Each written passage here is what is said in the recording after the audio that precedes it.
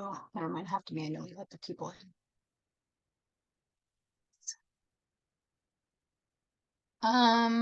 Brandon, did I let the people in? Are we all in? Is everyone coming in? I think so. I see the participant numbers going up, so I'm assuming yes. Okay. I forget that it's different with hi everyone with the webinar and meeting setting.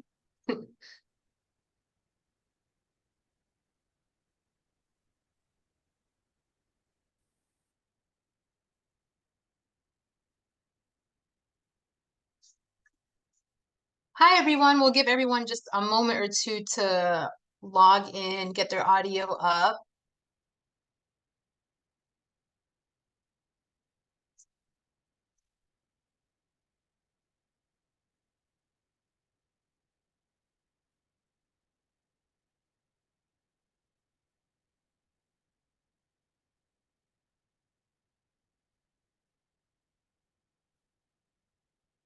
I see someone has their hand up. Is that a question or is it an accidental hand up button? Let me see if I can unmute you. Let me, I unmuted you. Go ahead. I think you should be able to speak. Oh, shoot. What? Oh, no. Okay.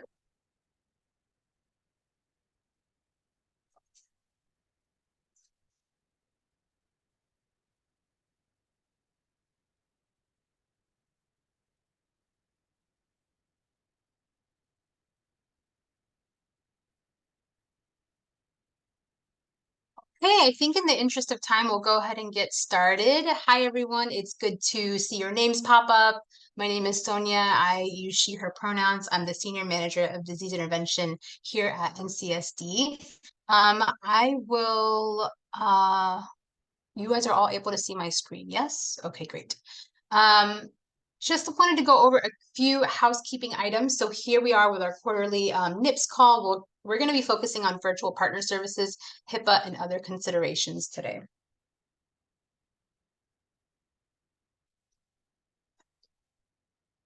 Oh, maybe not. Okay, a few housekeeping items. I like to have the slides up by the following week. So we will be having the slides that Ryan and Rachel will be sharing. We'll be able to share those. Mohammed will not be able to share their slides since there's some preliminary data, but they will have slides to share with us right now. If you want to subscribe to the NIPS listserv, we have an updated email here. I will drop it in the chat. And I will allow our presenters to go ahead and introduce themselves. We have Mohammed Rahman from DSTDP, Ryan Cramer, and Rachel Kachur. And Mohammed, if you would like to share your screen, you can go for it. I'm going to stop sharing. And also, folks, we have the Q&A option. If you would like to if you have questions, feel free to drop your questions in the Q&A option. I'm going to turn on, let's see, you should be able to turn on closed captioning at the bottom of your screen where it says CC. If you have questions about that, feel free to directly message either myself or Brandon Heinbaugh, who is also here in the corner. Can you see the slides, Sonia? We can see the slides. We're seeing the PowerPoint view, not the presenter view, which if that's okay, then yes, we can see. Okay. Yes, now we see full screen. Should I go ahead and start? Yes. Good afternoon, everyone. My name is Mohammed Rahman. I'm an epidemiologist with the Division of STI Prevention at CDC. Thank you for allowing me to present some preliminary findings on our virtual partner services using a video application in Louisiana. So let me start with the disclaimer. The findings, opinions, and conclusions in this presentation are those of the authors who are part of this project and do not necessarily represent the official position of CDC or the authors' affiliated institutions. Funding for this project was obtained from NACHO. The grant number was 2021-100-401. Some background information on partner services. A traditional partner notification involves interviewing an infected patient, eliciting partners through interviews, and notifying the partners of their exposure, and finally recommending testing and treatment of those partners. Most of the patient interviews are done in Louisiana either by in-person or by phone. However, during in-person interviews, when the patients can see their interviewer, it is easier to build rapport and trust, making the patient feel more comfortable to disclose the sensitive information that is obtained during these interviews. A US study looked at the effectiveness of in-person versus telephone interview and found that in-person syphilis partner services were associated with increased syphilis contact indices and increased HIV case finding. So why was Louisiana Department of Health interested in these virtual partner services? So on our left-hand side, there is a graph that shows the syphilis cases and rates in Louisiana from 2018 to 2022. As we can see, the rates and case count both were kind of staying similar in 2018 and 2019. There is a slight decrease in 2020. We know that that was the year when COVID started, so that has some explanation why we saw a decline in case count, because a lot of providers were not offering services at that time. But since then, the numbers have increased exponentially, as you can see in 2021 and 2022. If we take the 2019 as our base year, then in 2022, we actually had 60% increase in syphilis cases in Louisiana. So because of this increase in syphilis cases, with some additional factors, including declining partner elicitation, high turnover of DIS, difficulty in introducing in-person interviews, and also the geographical area a DIS has to cover for their interview, all led Louisiana Department of Health to look for a different option, like an additional option of virtual partner services using the video application. So this is so the preliminary data. Actually, these are final data, I'm sorry. These are from 2019 to 2021, showing all the early syphilis cases reported in Louisiana. And this is kind of showing the similar picture that we saw in the graph in the previous slide. As you can see, in 2019, we had 1,276 cases, went up to 1,318, and really went very high in 2021 with 1,793 cases. The number of partners initiated was 894 in 2019, decreased to 686 in 2020, and then even though it increased to 861, but the number of cases were higher. So the partner index was 0.7 in 2019, went down to 0.5 in 2020, and stayed in 0.5 in 2021. That means like for every 2 cases, we are actually getting only 1 partner in Louisiana in 2020 and 2021. So the interview at that time were done either by face-to-face or telephone. So face-to-face interview was 56% of the cases in 2019, decreased to 17% because of COVID. Most of the face-to-face interviews were not done until end of 2020. In 2021, the face-to-face interview increased a little bit, but only 21% of early syphilis cases were interviewed using the face-to-face interview method. And as we can see, the contact index or the partner index from face-to-face interview, it was 1 in 2019. So for every case, we were getting 1 partners. In 2020, it stayed the same. And in 2021, it was also close to 1, it was 0.9. Then looking at the telephone interview, as we can see in 2019, 44% of the cases were interviewed using telephone. It went up to 83% in 2020, and then kind of stayed around the same of 79% in 2021. But when we are looking at the partner index, the partners from those interviews, we see that 0.6 was 219th partner index. It stayed at 0.96 in 2020, and also kind of stayed the same as 0.5 in 2021. So as we can see, the face-to-face interview are giving us more partners compared to telephone interview. So the goal of this project was to improve syphilis patient interviews, partner elicitation, and partner notification through virtual partner services. There were several objectives in this project.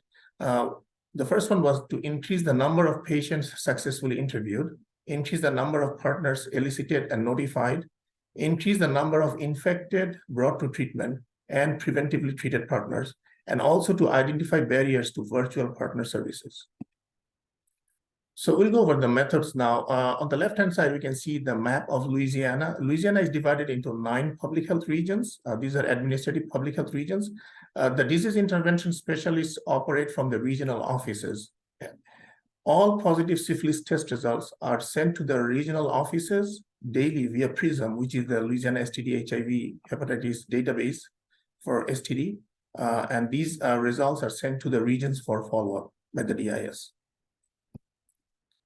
So region 1 and 6, those are like circled in red, are those 2 regions where we implemented the demonstration project for these virtual partner services. Region 1 is Greater New Orleans region, and region 6 is the Alexandria region in the northern part of Louisiana. The reason we chose these 2 regions to go with this virtual partner services demonstration project were that DIS were limited in number in those regions, and they also required a significant amount of travel time to conduct field interviews. We offered the virtual partner services to all syphilis patients that require a field visit or telephone interview. So prior to implementation of VPS, we had to take several preparatory steps. The most important was to get the Video Connect software approved by the Louisiana Department of Office of Technology Services. Without their approval, we couldn't have implemented this project in Louisiana, specifically using this software. They had to look for several factors before they approved the software to be used by the Louisiana STD HIV hepatitis program. I'm going to go quickly over the factors they looked at. I know a lot of states and jurisdictions are interested in implementing virtual partner services. They have reached out to us. So these are the things that I think every Office of Technology Services from those jurisdictions who are interested will be looking at. So in order for the Louisiana Office of Technology Service to approve the Video Connect software, they thoroughly reviewed the management and security of the software, including the Video Connect white paper, which is a document that details all the security and confidentiality that comes with this software, that looks at the enterprise security standards, LDAP, SAML, and Active Directory support for user account management. There should be a personalized vanity URL. Most importantly, HIPAA compliant business associate agreement, electronic protection for health information. They also required to have a third-party security assessment for the software.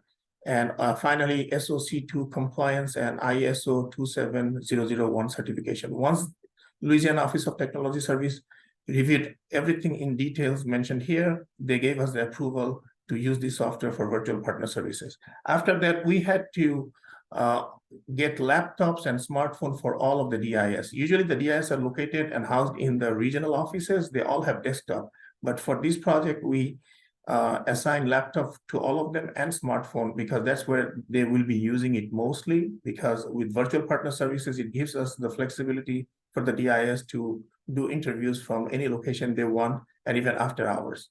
We also had to have training for the DIS. In that training, we covered how the software will be used to send meeting invites to the patients, how to conduct virtual interviews in the meeting rooms, and also how to document the interview record and the interview outcome, including the risk factors that they are obtaining from the virtual interviews into PRISM, which is the Louisiana STD HIV STD database. And we also had to modify PRISM, the interview record section of the PRISM, so that we can capture all these virtual interview variables that we are collecting for data analysis.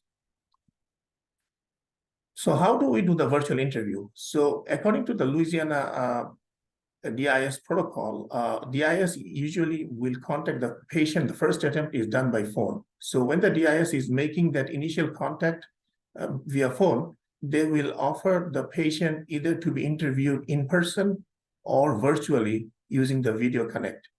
If the patient chooses the Video Connect option, then the DIS will send a secure link into a virtual meeting room. It is almost like the Zoom that we all are today. So a link was sent to us. We clicked on that link. We went to the Zoom meeting room. So Video Connect works kind of with the same type of mechanism. So the DIS is sending the link. The patient will click on the link, and they will be in the virtual meeting room.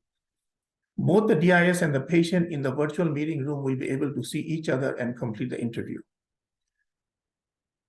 the patient can use the secure link to enter the meeting room either from their smartphone or computer. Most important part is the patients do not need to download any software or app to be in the virtual meeting room, because these interviews are usually done only once for every patient, and even nobody will be interested to download a software or app in their phone or the computer just to being interviewed. So that's one of the plus for the software, that the patient don't have to download anything on their phone. They can just click on the link and be in that virtual meeting room. So now I'll show quickly how the virtual interviews are set up. So on the left-hand side for the number one, this is what the DIS will see on their end. They can see this on their desktop, laptop, or on their phone. It's the Video Connect homepage. The DIS will be given a secure link that's being assigned from Video Connect. We have some super user in our office, including myself. We can create links and send it to the DIS. And these will be individualized link for each DIS for their home screen. They will set up their own password once after their first login. So this is in number one, we can see that homepage, the DIS will put the name and password, and it will take to the screen number two. In the second screen on the right-hand side, that's where the DIS can set up meetings. You see that arrow pointing out to that plus sign. They can set up meeting on the same day, right after they make the phone call to the patient, or they can set up a future date for interview, and that could be synchronized in their Outlook calendar or their Google Calendar. So once the DIS is in their homepage in Video Connect from their equipment, at the bottom, you see that arrow, it says invite. So they will have to click on that invite, and that will take the DIS to the next screen in number 4, where this will give them the option like how they want to send the link to the patient. It could be sent by SMS, it could be sent by email, or they can call and give the link. But usually giving a link by phone call is not easy because it's a long link. So most of the time here in Louisiana, the DIS are using the SMS, and that's where they will click the SMS button, and it will take to screen number 5. In this screen, the DIS will put the patient's phone number, and there is a generic message that has been approved by Louisiana Department of Health. It will say the patient's name and will say that to join the call to discuss a recent health visit. And below that would be the link that the patient needs to click and go into that meeting room. In number 6, this is the patient's view on their smartphone. They can see the same thing in the email as well. So in number 6, the patient is seeing the message from the DIS and the link. So they will click on that link, and that will take them to number 7, asking them to allow to access the microphone and camera so that the meeting could be held, face-to-face virtually. In number 8, this is the patient's view. So the patient will put the name now, and then they will join, and they will be in the virtual meeting room with the DIS, and the interview will be conducted in that virtual meeting room. If for some reason the call drops, there is this option in number 9 where they can just click rejoin the call, and they could be back into the meeting room to complete the interview. So the next question is, how costly is this Video Connect software? So for every virtual meeting room, there are 2 lines needed. So each line costs $1,775 per year. So for one virtual meeting room, we need 2 lines that cost $3,550 per year. And this meeting room could be used comes with unlimited use. So we can use as many times as we want throughout the year for the cost of $3,550. However, there is a one-time onboarding fee of $1,500 for the first time that the state has to pay, because in that onboarding fee, the Video Connect company goes over the software, they train the DIS, they show how to troubleshoot and everything. So for the first year, it will cost $5,050 per site. And then for additional year, it would be $3,550. So let's look at the results. So this is the results are from July 2022 to June 2023, 1 year of data. During that time, a total of 766 early syphilis cases were reported in Region 1 and Region 6, where we had this pilot project going on. Among those 766 cases, 70% were interviewed successfully. If we look at the first row, it's broken down by the type of interview. So out of these 535 cases who were interviewed, 138 8 cases were interviewed in person, which is 26% of all interviewed cases. 50% were interviewed via telephone, and then 24% of the cases were interviewed virtually. The number of partners initiated from in-person was 110. From telephone interview, it was 82, and virtually it was 66. So the partner index for these 3 different types of interview method, for in-person, it was 0.8, for telephone, it was 0.3, and for virtual, it was 0.5. As you can see, the in-person is still giving us the highest number of partners, followed by virtual, and telephone giving us the least number of partners. But even though the partner index is there, but we always are more interested in the disposition A and C, which are disposition A stands for partners who are preventively treated. Otherwise, they would have the risk of getting the disease. And disposition C is the infected partners who were also treated. So those are the 2 important dispositions that we look for the partners. And as we can see, 46 partners were either preventively treated or infected brought to treatment who were initiated through in-person. 36 were from telephone, and 30 were from virtual. So the treatment index was highest for in-person with 0.3, telephone had 0.1, and virtual had 0.2. So by looking at these numbers, this is encouraging for us that we can see that virtual is actually giving us more partners and giving us more preventively treated partners, or partners who we are identifying as infected and giving them the treatment, are higher than telephone. And then last 2 columns shows us the dispositions broken down by different methods of interview. For this, we got 31 newly infected syphilis cases from these partners and were treated from in-person. We got 16 from telephone and 14 for virtual. However, even though the telephone shows 16 infected partners, but we have to see that we had to interview 266 cases by telephone to get those 16 partners who were infected with syphilis. On the other hand, for virtual, we did get 14 infected partners, but we interviewed half of the telephone cases, 131. And for disposition A, these are the partners, as I mentioned, are preventively treated. 15 were from in-person interviews, 20 were telephone, and 16 were for virtual. So we also asked the DIS in both these regions, like what did they like the most about these virtual partner services and what they didn't like, because we have to address those concerns to make this virtual partner services even more effective. So they mentioned several things. Among the things that they liked most was that they were able to build rapport with the patient. The patient can see who is talking to them. Several DIS mentioned that the patient asked them to show their ID, so that because nowadays a lot of scam going on, so who knows who's on the other end. So the patient could see the ID of the DIS. Sometimes they can see the office settings, and above all, they're seeing the patient who they're talking to. And these syphilis interviews, as we all know, had very sensitive information being discussed. So the patient always want to see who they're talking to. It was also time saving because the DIS, a lot of the time, they don't have to travel much, specifically in region 6, which is Alexandria. The DIS has to travel sometimes 45 minutes to 1 hour each way just to reach a patient's residence. And if they don't find the patient, that 1 hour plus 1 hour, 2 hours is wasted. So with virtual, they are saving a lot of time, and they can use those saved time for additional patients.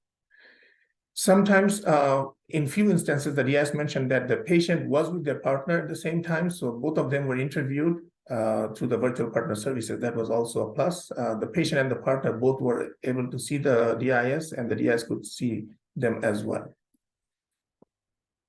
And the other thing, because the patient was seeing who they're talking to, and as the DIS mentioned earlier, that it helps build a rapport to the patient, they were able to get the risk factors much easily compared to telephone interviews when they were doing the virtual interviews in the virtual meeting room. Some of the things that the DIS didn't like, the most important were the network issue with poor cell reception. A lot of the syphilis patients in Louisiana are from low socioeconomic status, and there are some programs that give these patients a free cell phone. They call it burner phone. Doesn't have, these are not smartphone, and have very limited data plan included. And these patients also live in different places where they don't have proper cell reception. So that kind of makes it difficult for conducting virtual interview. Then sometimes, as we said, that every patient is initially reached by telephone. So when the DIS reaches the patient just want to have a quick interview. They said, why don't you interview right now rather than you sending me the link and I have to go to a different meeting room and do the interview. Let's get it over with it. It seems like they just want to have the interview if they really are willing to give an interview. And then the other thing was initially in the first few months when we introduced these virtual partner services with Video Connect, a lot of buffering was ongoing while the interview was in progress, making the interview really difficult. So we talked to a Video Connect company, they looked into it, they made some upgrades that reduced the buffering from their side, but this buffering can also happen from the network issue from the patient side. There are two other things that the DIS said they like most, that in few instances, some of the partners were showing their rashes in their hand or feet to the DIS, and the DIS can tell them like, okay, this seems like a syphilitic rash, so you should come in for testing and treatment. So that also helped the partner, to be motivated to come to the health unit for testing and treatment. And the other thing, some DIS mentioned that there were like face-to-face interviews they could do even after hours. So, they have the laptop, they have the smartphone, and sometimes the patients wants to be interviewed after hour, but they cannot come to the regional office or the health unit for the DIS to interview them. So with these virtual partner services, they can do after hour face-to-face interview. There are also some limitations that comes with this project. Most importantly, that not all patients have smartphone or access to computer to do the virtual partner services. In some instances, the patients had smartphone, but they didn't have a headphone and they were in a public place. So they didn't want to do an interview where without a headphone, other people can hear the conversation. Trustworthiness was also a limitation because the patients were afraid that they may be recorded. And we all know how scams are going on nowadays. So the patients fear that this conversation could be recorded and could be used against them. So they didn't want to do a virtual interview. Unstable network connection was also a limitation for us. And then some patients just wanted to have a shorter interview over phone rather than going to the virtual meeting room. So in conclusion, virtual partner services using Video Connect software is an effective option to interview syphilis cases. More partners per case, including infected partners and partners at risk of infection, were identified through virtual interview compared to telephone interview. Additionally, it was also a time-saving option for the DIS, as they did not have to travel to conduct interview. I have to acknowledge several of my colleagues who were phenomenal for this project. From CDC, it's Joy Ewell, Jalisa Jackson, Tom Peterman, Dan Newman, Terry Gray, Nicole Davis, and Bryce Furness. From Louisiana Department of Health, it was Franda Thomas, Will Henderson, Samantha Uraki, Kenneth Nash, Michael Carter, Wanda Baker, Arlette Armour, Corey Boyd, and all the DIs in Region 1 and 6 who are using the Video Connect software, and Rebecca Harris from Nature. Thank you so much for giving me the opportunity to present.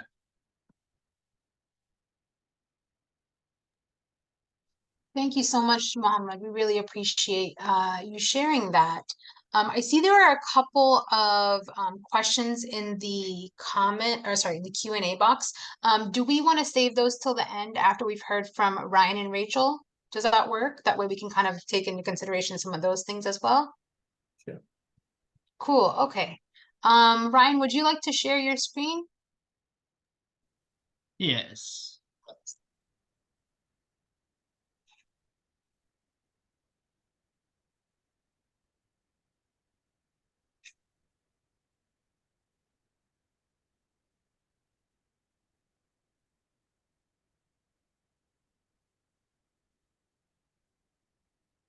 All right, you see my slides? Yes. Okay, great. All right, so hello, everyone. My name is Ryan Cramer. I'm a public health analyst at the CDC Division of STD Prevention, and I am here with my colleague, Rachel Kachur, a health scientist, also with the CDC Division of STD Prevention, who contributed the content in this presentation and will be available for questions during the question and answer session. So, thank you very much to the organizers for inviting me to speak today on this topic of digital partner services.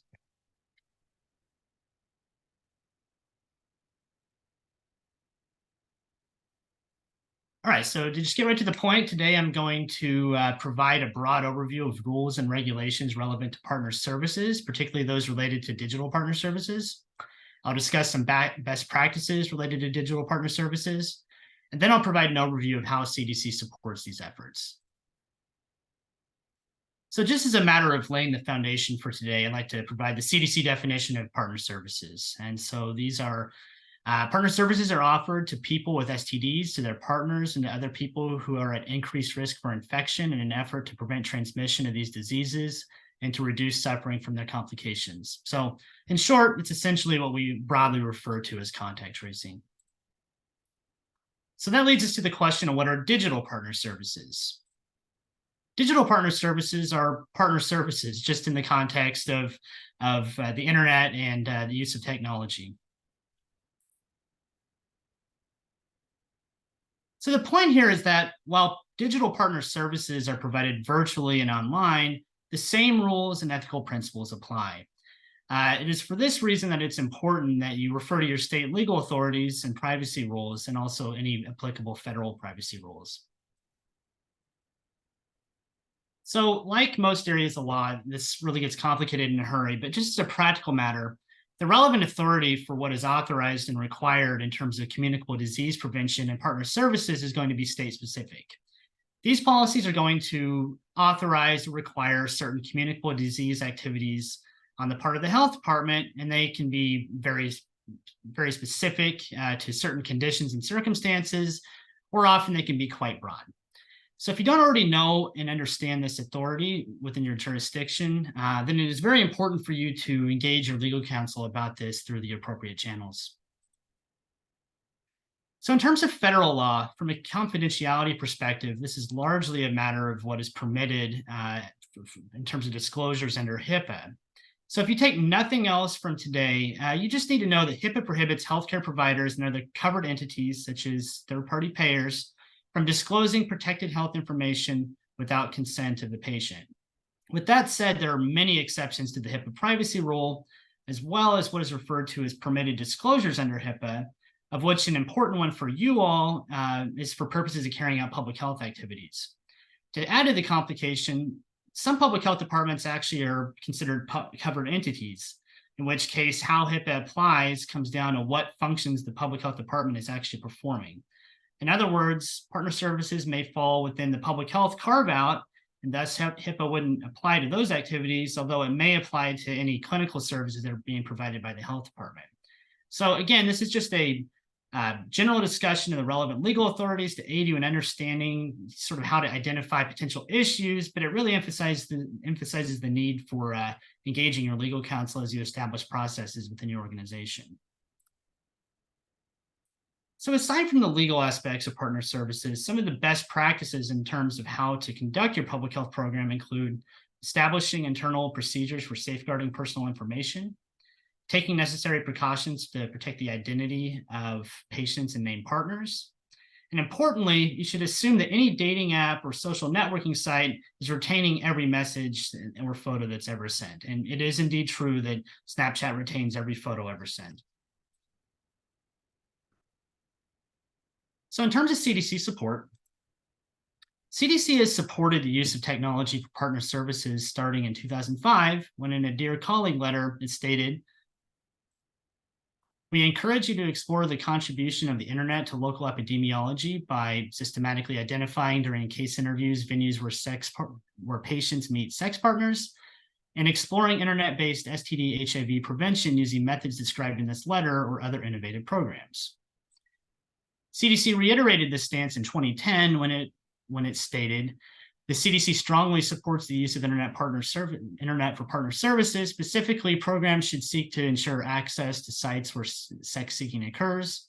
Programs should be proactive in working with local IT departments and educating decision makers about the importance of partner services and how programs can efficiently address disease transmission and acquisition utilizing today's technology." CDC also supports this work through technical assistance, toolkits, and other resources. The images in this slide show the CDC's toolkit for using technology for partner services. This is a practical tool to help programs think through all aspects of partner services in digital spaces. The other image is our mobile app simulator, which allows DIS to practice gathering information and conducting partner services in a practice app. All CDC resources can be found on the link on this slide, which, as Sonia indicated, will be shared after the session. CDC also supports partner services through STD PEACHED, its flagship STI prevention program funding. Under STD PEACHED, in terms of internet partner services specifically, the NOFO states that applicants should explore innovative disease investigation and intervention models, as well as the use of digital media and technology to increase the efficiency of services. So while CDC supports internet partner services, CDC does not require it, nor does CDC require that programs submit specific data about internet partner services. Rather, the state establishes what they will do regarding partner services and how they will measure their activities to show impact. So to summarize the content of my presentation today, internet partner services are simply partner services on the internet for purposes of your rules and regulations. So it is very important that you understand these authorities and engage your legal counsel if you have questions. Finally, consider best practices as you plan and conduct your program activities, and CDC is here to support these efforts. So thank you again for having me. I understand we'll have a Q&A session. You should also feel free to reach out to Rachel and I if you have any additional questions over email. So at this point, I will pass this back to Sonia, and thanks again. Thanks so much, Ryan. We really appreciate it.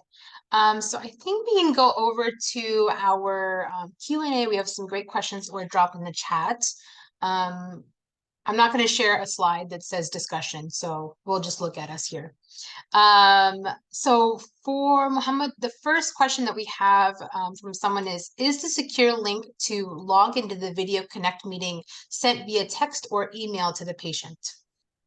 Yes, it has the ability to be sent via text or email, as I was showing in one of the previous slides, where it shows once the DIS logs in and invites an attendee, which is the patient in this case, to a meeting, they have these options that shows up on the left-hand side of the screen, and they can choose which one they want. So if they want an SMS, they have to click on that SMS, and they'll have to put the phone number where the link should be sent as a message. They can choose email, click on that email and put the email address, and the message they can populate there. And sometimes in one or two instances, actually, DIS told us that there was some issue with the SMS, so they had to call and give the link. It's really difficult giving a link that long over the phone, so many alphabets and numbers, but that could be done as well. So they have all these three options to send the link.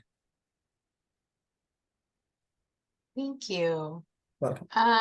Someone also adds, if it would be possible to strip out the slides with preliminary data and share the rest of the slides? Yes, absolutely. Well, I can take the data portion of the presentation and send the rest, because that details everything that's needed for other jurisdiction to look into this more closely. Yes, I can do that. Thanks. Someone asked, where are the DIS staff conducting Video Connect interviews? Where? Where are the DIS staff conducting Video Connect interviews? I think maybe is that happening like in the clinic, or is it happening anywhere? So the DIs are mostly housed in the regional offices. That's not in the clinic. So they can do it from their office, and sometimes they can do it from their home as well. As I mentioned, one of the advantage of Video Connect is that the patient could be interviewed after hours. So the DIs can be at their home using the laptop that we assigned to them as part of this project, or the smartphone they're also getting from the state for this project. So they can use that after hours from their choice of location. Even they can do it from their car if they want. Even the smartphone, they can use it. So just like any other video or any other telephone interview they may do. Exactly, yeah. Thank you. We don't have any questions in the chat for Ryan, but I wanted to open up in case anyone wants to come off of mute and maybe ask a question either directly from Ryan or Mohammed. If anyone wants to come off of mute.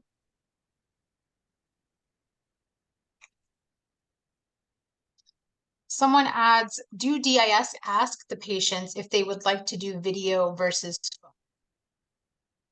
Yeah, as part of the Louisiana DIS manual, they have to reach out to the patient first via phone call. Usually they make 3 attempts. The first attempt is always a phone. And when they call the patient, they reach the contact, they will ask them for the video interview. But if the patient declines, and one of the limitations, like sometimes the patient just wants to get the interview done in that first phone call, they don't want to be in the virtual meeting room. But yeah, it's a phone call first, followed by either in person or virtual. Thank you. Yeah. Are there other questions that, I see, sorry, I did scroll down. Someone says, is there a criteria for patients to qualify for using the video interview? No, I mean, any patient, like we have this protocol where we basically interview all syphilis patients in the state, but there are priorities for pregnant women on the first, then women with syphilis, and then followed by, all patients. So anyone will be given this option to be interviewed, provided the patient has a smartphone or a computer where they can log in or be in the virtual meeting room. As long as they have that on their side, anyone and everyone could be interviewed virtually. Thank you. Mohammed, I had a follow-up question to the video phone. Can you hear me? Yeah, I can, yeah. Are the patients told ahead of time that they, like when they're doing the virtual, that they'll need to share their camera? And is there any resistance to that? Yeah, excellent question.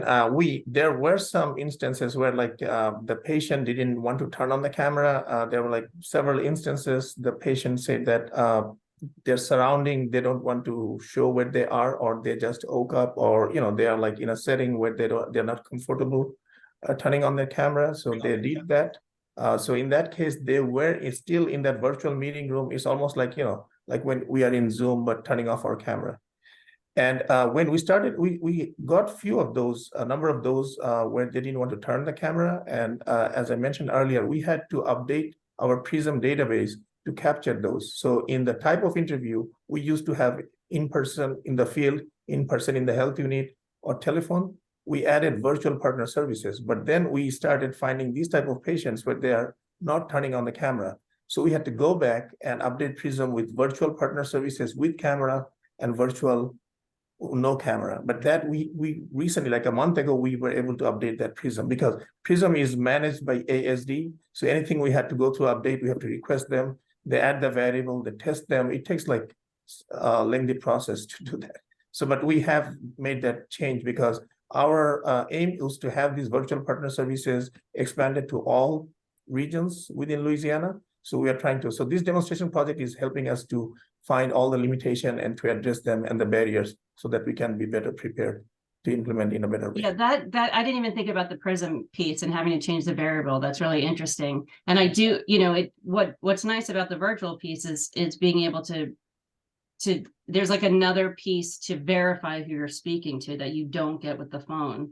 But if they're not willing to turn on their camera, then that kind of makes that a moot point. And then I had one other question. How did you decide on using the Video Connect software versus something else? So there were two reasons. One was when we came across this software, so we took their, like they call this white paper that had all the security and confidentiality that OTS has to review. So they had everything in place. So we took it to OTS for them to review and give us a go. I think Zoom may have this option, but when we started back in 2020, end of 2021, at that time, we didn't get anything from Zoom, like all this security and confidentiality that OTS really looks for before approving the software. So that was the only one we came across. And, the cost was reasonable for us to fund to that grant that we got from NATO, and the approval was there. So we went ahead. And actually the teleprep program for Louisiana Department of Health is also using this software now. Thank you. You're welcome. Someone asks, what is the step after the interview? I'm not sure if maybe if you would like to provide some more context, Jessica, to that question. But they're asking, what is the step after the interview? Does it differ, I guess, from maybe video versus phone? So basically, these are all standard things. So once the interview is conducted, these are the set questions that has to be asked during the interview. The aim is to get information on their partners. And then once they give out the partners, the patient, the DIS also have to get the locating information and the contact information on the partners. So whether it's virtual or telephone or in person, they follow the same protocol. And once the interview is done, for all types of interview, the DIS will go back and document that into Prism, and then they will start working on the partners that they have just initiated from those interviews and go to the next level. So the same process then Yeah, as it's the same normal. process, yeah. Someone has a question about confidentiality. If it's from the home, are there measures in place to make sure there isn't a breach in confidentiality, or is that not required in your state?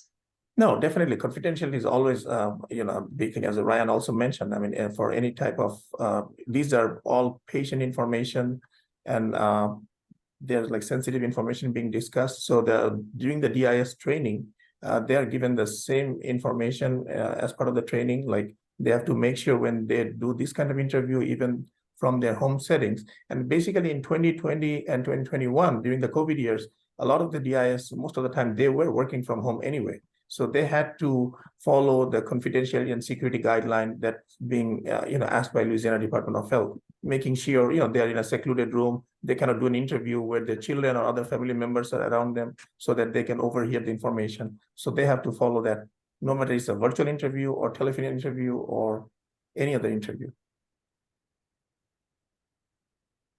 Thank you. Are most of your DIS still working in some capacity from home?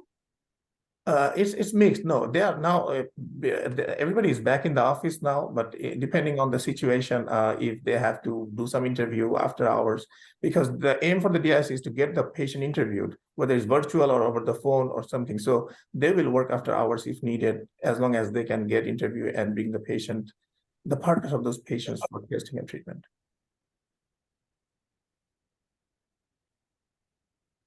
Sure. Dane, I see your comment. Can I unmute you, Dane? Let me unmute you.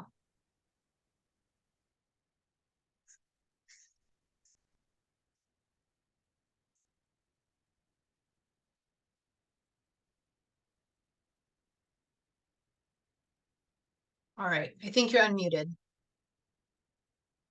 Okay, can you hear me? Yeah, We then can hear you. Great, thanks. Yeah, I just wondered if any participants on the call had any success stories with encountering legal issues or other barriers to digital partner services that you were able to overcome within your program. I think success stories and sharing those kind of peer-to-peer would be important, because I know in the work that UTASP does, Frank and Rachel, with training and so forth, that's often an issue that comes up. So are there any success stories out there where you first encountered challenges, but you were able to do X, Y, and Z and overcome those?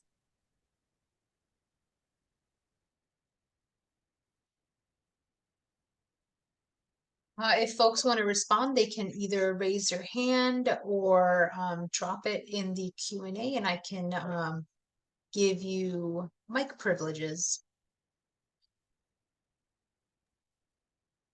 Dave, thanks for your question. I'll just chime in to say that I don't have firsthand knowledge of that sort of happening at the program level. I don't know if Rachel does. I don't. And I think, Dane, this is you're asking like the field, right? Yeah, I meant, people on the call from the field who actually in the state and local programs who've encountered barriers. They've tried to do texting or getting in the sex-seeking sites, and legal or administration said no, but they were able to work through it by citing either state law or, success stories in that regard. And I was going to ask, similar to Dane, for everyone on the call, if anyone else has tried something similar to what Louisiana has done. Has anyone tried any type of telehealth virtual partner services, or is this brand new to everyone? Actually, I can launch a poll. I do have a poll that asks if folks are doing this right now. Frank, let me unmute you.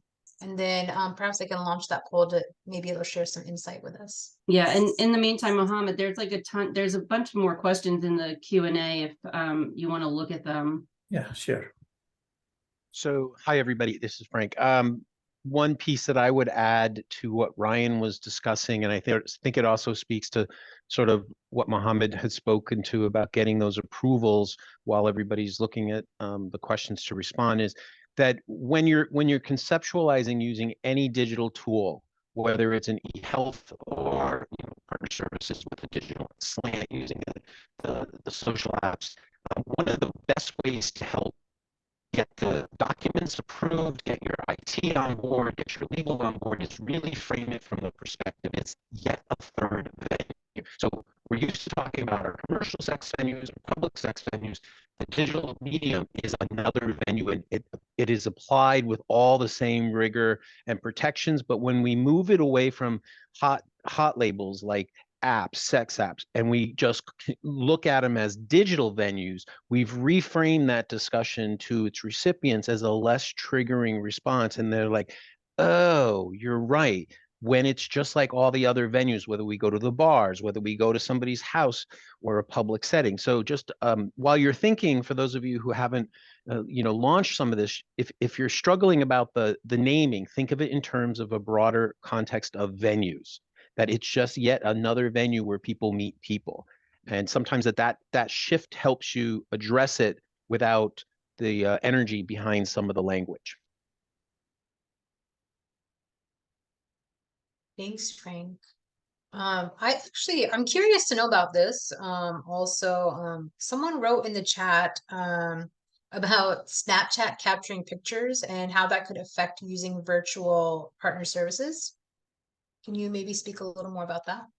Yeah, I think that is just a placeholder that I like to have. That is just a recognition that when you're having a communication with a health department client, that information, if you're using sort of a third party, social media, dating app, whatever, it's on their server. And Snapchat's been pretty public about the fact that like what's on our server, it doesn't go away. So even if you yourself delete it as health department staff or as a health department client, it's still housed somewhere, which that is problematic for HIPAA. I mean, I can't say whether or not that's HIPAA compliant or not, but I highly doubt it. And I think that's probably why we don't get a whole lot of test results from our healthcare providers via Snapchat for other reasons as well. But particularly where you're working outside of HIPAA under the permitted disclosures, that's really something that I think you'd want to talk to your legal counsel about in terms of, how that squares up to your state laws on this. Because, I mean, generally speaking, a hallmark of, secure communication,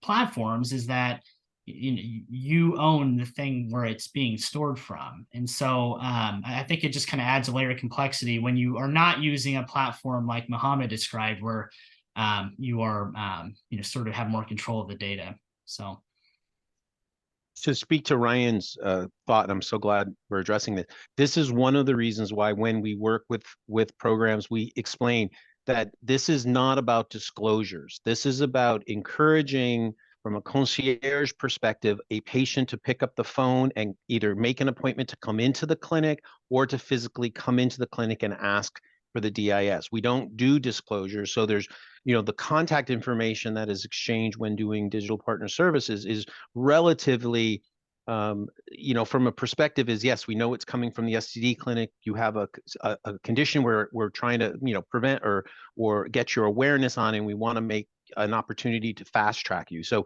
we're not recommending, and I think it's important when you're thinking this through, that it's not about recommendation of disclosure that you are infected, have been infected. It's about you may potentially have been at risk, and we want to get you in to find out more details.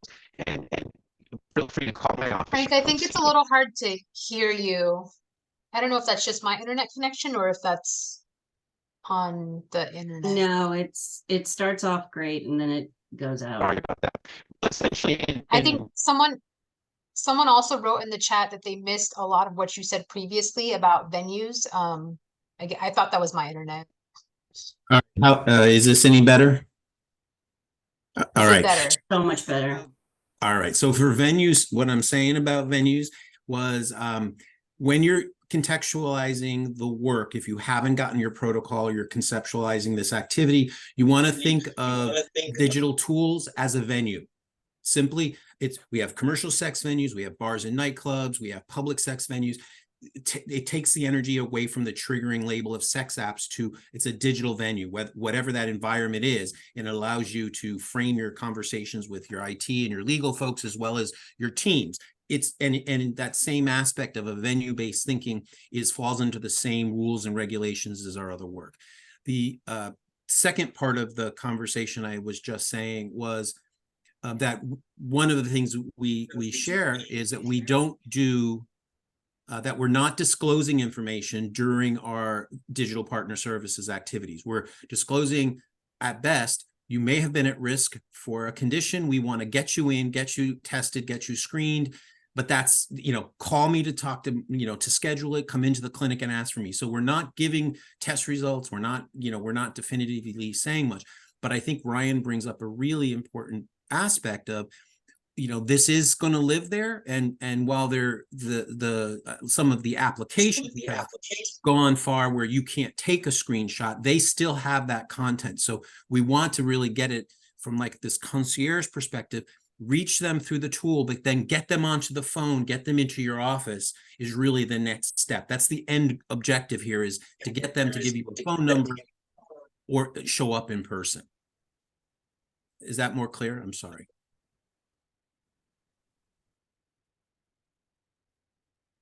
Thanks, Frank. There's a couple questions about testing on the topic of kind of that information exchange. Someone wrote, I have people send partners via text and I admit I'm unclear on that as compliant. Thoughts?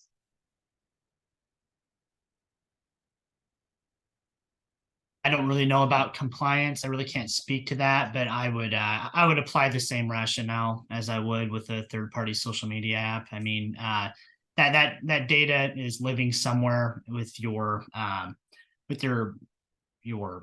telephone provider, with Apple or whatever else the platform is. I'll let Frank speak to this, but I think I would recommend the same approach where you're using it to facilitate conversation on the phone. Yeah, it's never recommended, but if it's the only way an index case is going to send you profile names or patient names is to text you to your work phone, then I think that's at least one step. Get them on, get them off in your file. But I think this is where we have to meet the patients where they're at. And if they're not willing to have a conversation, but they're willing to give us information by text, that's when we have to have the consideration of how do we document it? How do we put it? But again, we don't have MOUs with the phone carriers. We don't have operating MOUs with a lot of these networks. Shifting gears a little bit, someone asked, do you find that you have better success with any particular groups with the video partner services, whether it's age, gender, race, etc.?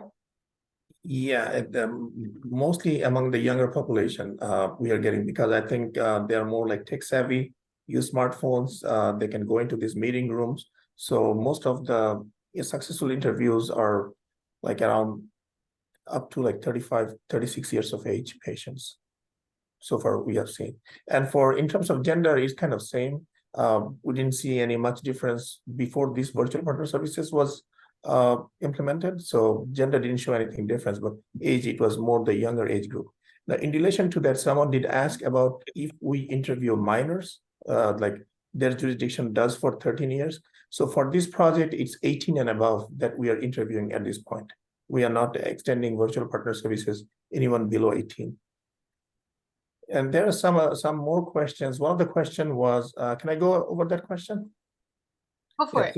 Yeah, there was a question about, can the patient share their screen to the DIS while they're in that virtual meeting room to show their partner's online profile or any other for internet partner services notification? The way these rooms are secured, that none of them can go actually or share anything in that virtual meeting room. It would be just the patient and the DIS or whoever is with the patient using that same link. Those are the people can be in that virtual meeting room. They can discuss, but they cannot like share some other screen or show anything else like from their computer or smartphone. Nothing could be shared because that could be pose some sort of like confidentiality or security breach. However, if there is a situation where the patient wants to give their partners like online, profile or like some other, like if they have like some other membership in different, like a Facebook ID or some other dating site ID, they can give those to the patient, to the DIS. And we have a designated Internet Partner Service DIS who's housed in the state office. That person has access to different sites. So the DIS who gets these online profile IDs will give it to the IPS DIS, who will then take it over and follow up on those online IDs that they receive. But no screen sharing to any sites. There was another question, are we offering this service to HIV patients? This is a grant for STD purpose from NACHO. So the grant deliverables are all tied toward STD, which is syphilis here. But for HIV, our DIS are actually using it for HIV interviews. But since this is not part of the project, we are letting them use this virtual meeting room because this is an option they have. They should definitely use that virtual meeting room to interview. But I don't have data that we can share now. But we are in the process of expanding to all regions, and that would be funded by the state program. At that time, this would be made available for both syphilis and HIV cases, because our DIS are interviewing both syphilis and HIV. Their salary comes from both STD grant and HIV grant, and they're the same DIS who does the interview for both type of patient. So once we expand that to all regions, we will be interviewing HIV patients as well.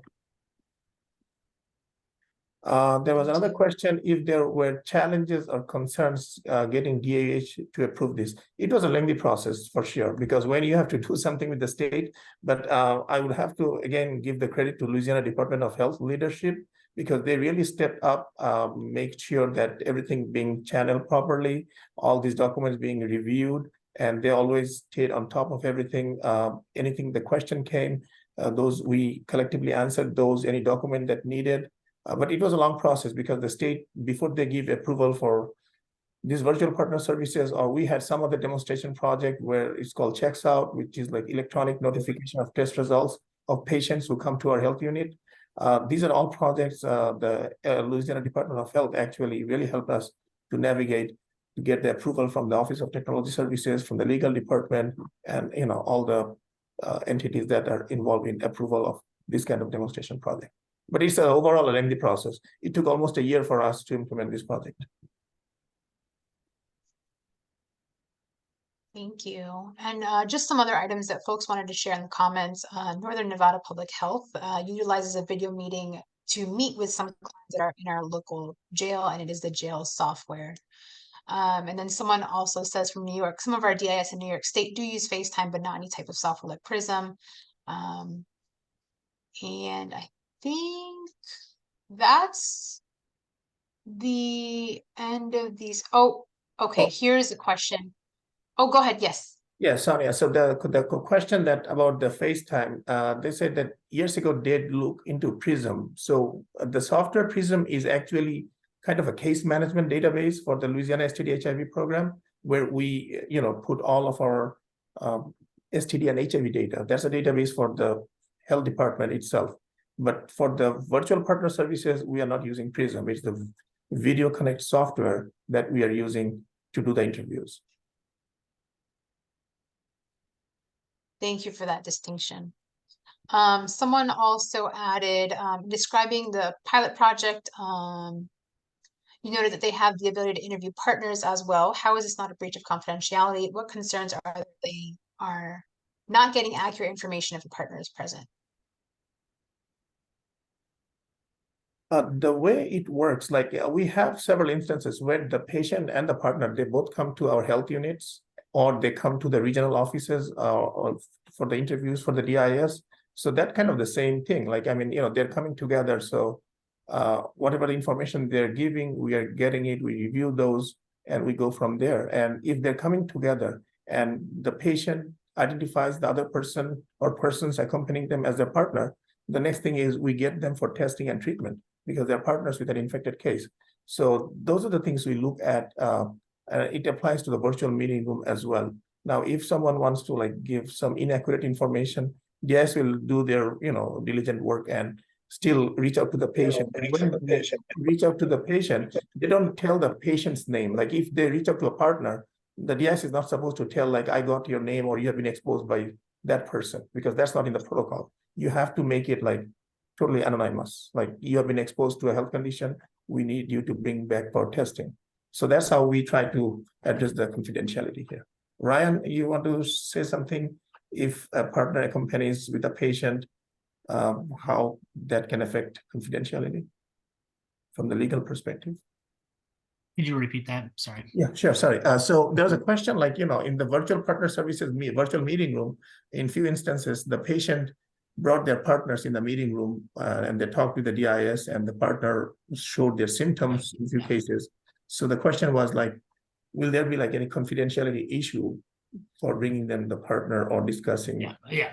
Thanks. I think I would echo your more practical concerns about whether or not they'd be as forthcoming with information. I mean, I think that a fundamental principle about health privacy, health confidentiality is that I think the law seeks to put the ownership of these data in the hands of the person who the data concern. And so, the thing about HIPAA or any state confidentiality law is that like the patient can consent out of that. I mean, you'll sign a HIPAA consent form at the doctor's office just for good measure. From their perspective, if you want to go tell your neighbor or whatever about your health condition, I mean, you're allowed to do that, right? So, I mean, I think that like the legal mechanics of how this would work is that if you're in this virtual interview with your partner sitting next to you, you're consenting to them hearing it. So, I mean, yeah. So I don't. Again, speak for legal counsel, but I would think that's sort of how that would shake out. So I'd just like to add to that, and Brandon, if you want to dive in, feel free to. But we've been working on a training specifically that addresses speaking with just your patient, your client, and not their partner.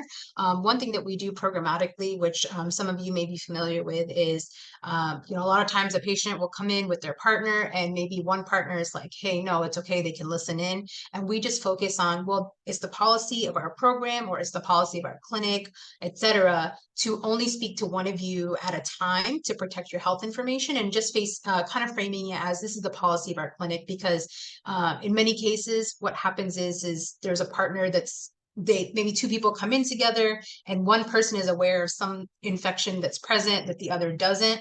And it can potentially prove to be an unsafe situation for one partner. So by kind of distinguishing that, just as we would in normal partner services, where we say, hey, well, I can offer to speak with, I'd be happy to speak with you, but I'd like to do that separately. Let me take some time. Give me 5 minutes to speak with your partner, and then we'll speak together, you and I individually. Is a really safe way to kind of alleviate some of that legal discomfort that may or may not be present depending on your individual policies, but mainly protecting the patient. I think we're at the end of our, someone says, do you see this as a future for DIS?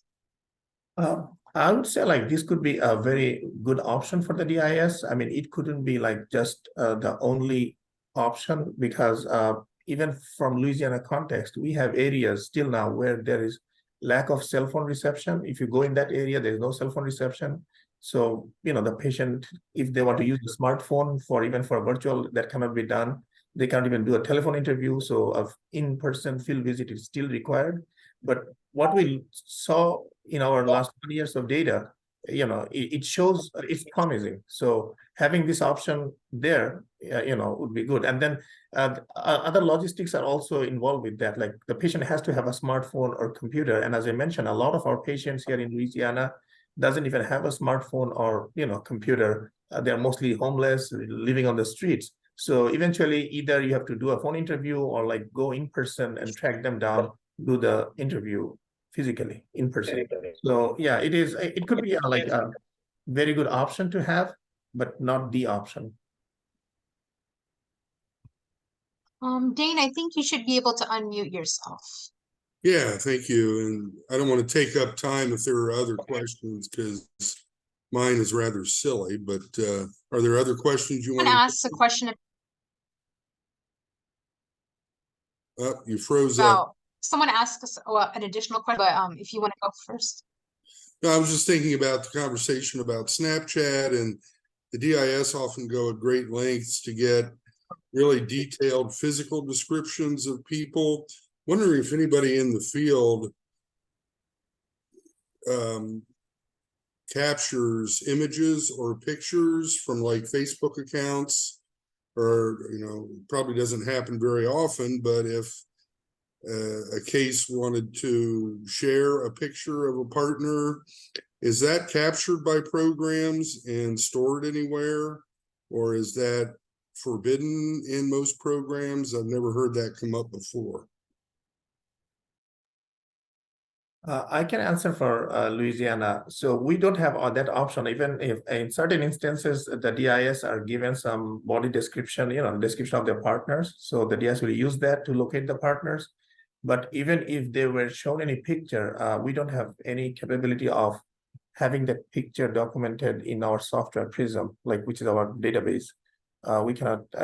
I'm not sure if there is any legal consequence to that, but because this is a database, so we didn't have any option to even store that picture or other information. But however, if they give us screen IDs for different dating apps or site that they got, the patient is giving to the DIS, DIS is taking notes for that, and that is being documented in Prism. Okay, these are the partners given, these are their screen names, and eventually they will send it to the IPS DIS to do further investigation, but not any image. But in the document, they do, in the comment, they do mention that patient John Doe disclosed about one partner who's 6 feet tall, this kind of body build, stays around, hangs around that corner of the street.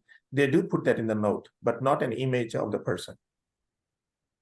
Yeah, I mean, that's helpful. And again, I don't know how freely a patient would want to share pictures of partners, but if I'm online, like on Facebook, of course, if you were able to capture a picture and store it in your data system, if Dane goes in and deletes all of his social media or changes everything, and a year later you're looking for me and you've got a picture saved somewhere, at least the DIS will have an idea of what I look like. I was just curious. Yeah, like Dane, I would be curious about experiences from the field as well, if anyone has has ever encountered this.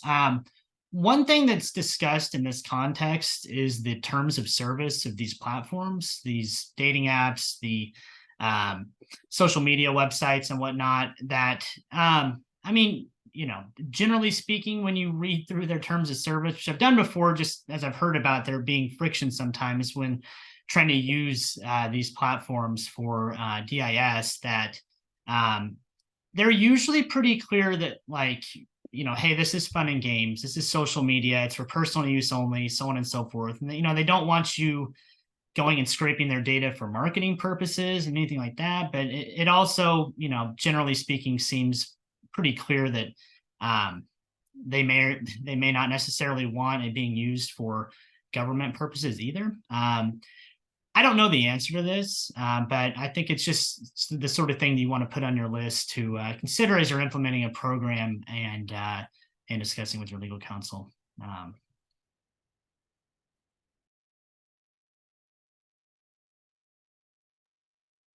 Thank you. Sorry, I turned off my camera because my internet kept saying it was unstable. I think, let me see. Oh, I see some other additional comments that have come in. Someone wrote, in North Dakota, used an image of an individual and home with consent of the individual and homeowner during a TB outbreak to help identify contacts among a homeless population. This image wasn't stored anywhere. It was used by a limited DIS group to help with the investigation. Okay, are there any other items that folks want to bring up if you want to come off mute or add them into the chat, or sorry, not the chat, the Q&A?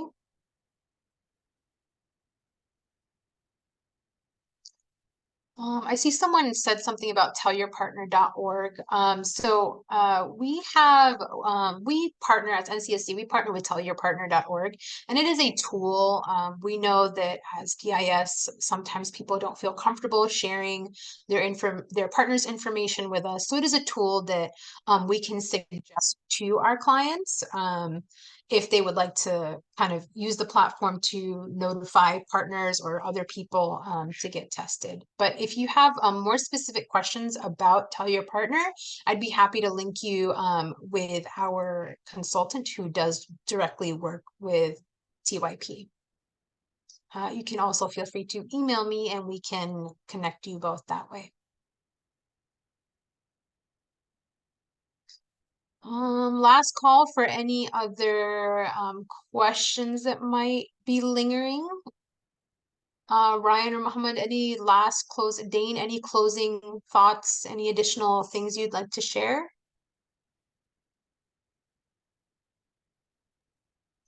It comes to mind. Just thanks again for having me, and this was a very informative session, and I appreciate it. So, thank you. And thank you for having me as well. And for the attendees, like anyone, any jurisdiction interested about virtual partner services or learn more or want to implement something similar, feel free to reach out to me and we can share our documents and help, to implement in your jurisdiction. Yes, absolutely. Feel free to reach out. Yeah, we're available for technical assistance and consultation. So thanks. Would you both mind dropping your email addresses in the chat for everyone as well? I don't think I have it on a slide here. And thank you again to both of you for taking the time and effort to connect with us today and share some more. I'm sure folks will have additional questions once we log off. Once you do log off, though, there will be a little feedback survey. If there's anything that comes up as far as questions or other ideas that came up, please feel free to share that with us in the survey when you exit. Thank you again, Ryan and Mohammed. Thank you so much. And we will see you all later. Thank you. Have a good day. Bye.